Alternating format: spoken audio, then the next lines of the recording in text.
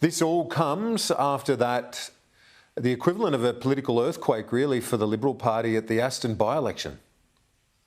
I really feel it was, Kieran. Well, one frontbencher said to me it wasn't slitting the wrist time yet after this Saturday result, but there are some serious concerns out of the Aston by-election result. Another frontbencher has told me of Peter Dutton's leadership that everyone has said, let's give him a go for the moment as opposed to challenging him. But there is little doubt that this result on the weekend has put enormous pressure on the Liberal leader.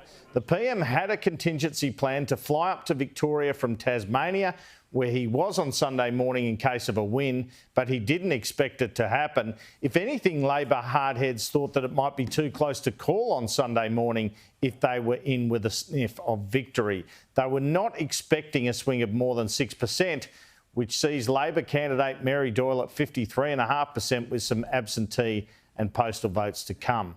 On Saturday night on our panel, Sky News host and the former Chief of Staff to Tony Abbott, Peter Dutton, said the problem was the coalition was just saying no to every government policy without an alternative.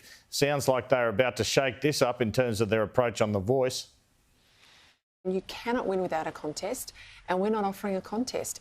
In a lot of these races, state and federal, we are not offering a contest. But Peter Dutton's really clearly nowhere near Labor on so many issues. But where's the contest with Peter Dutton?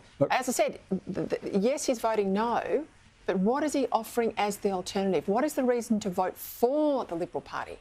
Where's the reason to vote for the Liberal Party?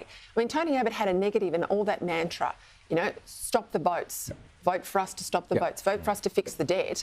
There was a negative in all of that, but it was phrased as a positive vote. Well, Shadow Immigration Minister Dan Tehan also said this morning on Sky News that there needed to be more policy. There are a lot of issues that communities are facing, that families are facing, cost of living, what's happening with energy prices, trying to ensure that your children can get that home that they all want so that they can establish their families. They're the things that we've got to be putting the policies together on and making sure that philosophically those policies fit with our values. Now, there's been a lot of talk about the problem with the by-election result on the weekend being a Victorian problem for the Liberal Party, but this is also a problem in every capital city at the moment for them. Let's have a look at what the federal Liberal Party representation is in capital cities at present. 13 Liberal-held electorates around capital cities, just one in Perth, if you can believe that, one in Adelaide, two now in Melbourne. But they only just won those two seats, Deakin and Menzies, at the general election. 6 seats in Sydney, half of those city-based seats, but that includes Banks and Bradfield that they nearly lost. There are only 3 Liberal seats in Brisbane.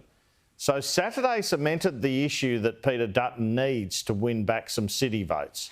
He did say when he became leader he was after the outer suburban vote in those cities, but he failed to get that on Saturday night. This was the opposition leader last May. Our policies will be squarely aimed at the forgotten Australians in the suburbs across regional Australia, the families and small businesses whose lot the Labor Party will have made more difficult. Under my leadership, the Liberal Party will be true to our values that have seen us win successive elections over the course of the last quarter of a century.